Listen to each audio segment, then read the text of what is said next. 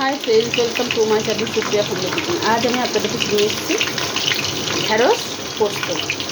তো তার জন্য আমি কড়াই বসিয়ে নিয়েছি। কড়াইতে কালো জিরা দিয়ে দিলাম, ওটা তেল দেবো মধ্যে। তেল দিয়ে দিলাম।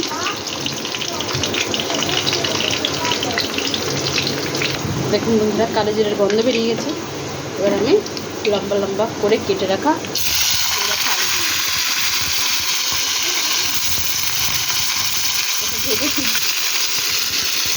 তো বন্ধুরা দেখুন, শিল বাটা এবার পোস্তটা বেটে নিয়ে ফিরবো। তো এই দেখুন বন্ধুরা, আমি পেস্টটা করে নিয়েছি।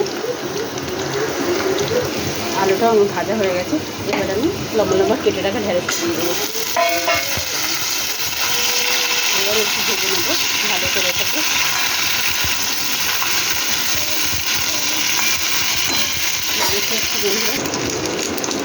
তো বন্ধুরা দেখুন, ভাজা ভাজা হয়ে গেছে। এবার আমি একটু নুন দিয়ে দেবো। নুন দিয়ে দিলাম স্বাদ মতো। নুন দিয়ে একটু নাড়াচাড়া করবো।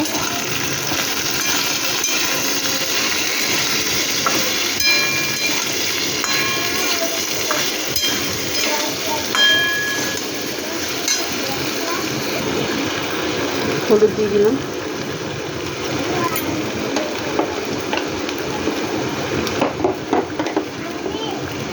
জিরা গুঁড়ো দিয়ে দিলাম।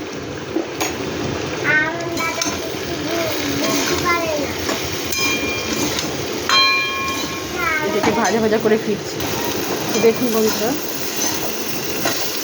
মোটামুটি মশলা টশলা সব ভাজা হয়ে গেছে। এবার আমি এর মধ্যে একটু জল দিয়ে দেবো, সামান্য।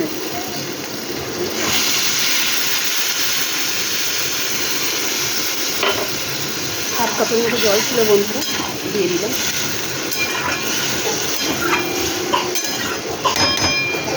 এবার এটাকে ঢাকা দেবো। ঢাকা দিলাম, কিছুক্ষণ পরে দিচ্ছি। দেখুন আমার এটা হয়ে গেছে, পুরো কমপ্লিট। তো আমি এক্ষেত্রে আমি এটার মধ্যে দিয়ে দেবো পোস্ত বাটা। তার পোস্ত বাটাটা দিয়ে দিলাম বন্ধুরা। ভেবেছি ভিডিওটা অন হয়েছে, কিন্তু অফ ছিল, বুঝতে পারিনি। তো এই পোস্ত বাটাটা দিয়ে দিলাম। পোস্ত বাটাটা দিয়ে দিলাম।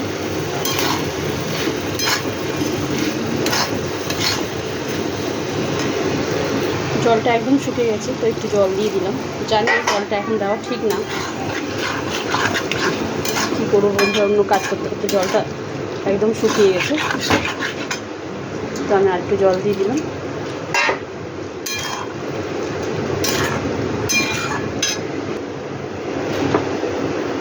স্বাদ মতো চিনি দিয়ে দিলাম। পোস্ততে না আবার একটু চিনি দিলে ভালো লাগে না।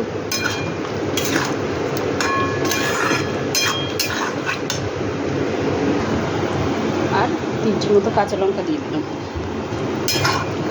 দিয়ে এটাকে নাড়াচাড়া করে নিলাম, করে এটাকে ঢাকা দেবো বন্ধুরা।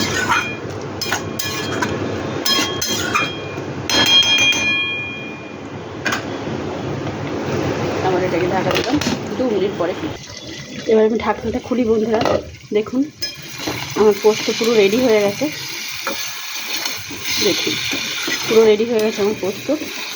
তো আপনারা ট্রাই করবেন, ট্রাই করে কমেন্ট সেকশনে কমেন্ট করে আমাকে জানাবেন আমার রান্নাটা কেমন হয়েছে। আর আমার চ্যানেলটা লাইক অ্যান্ড সাবস্ক্রাইব করে দেবেন। Thank you for watching.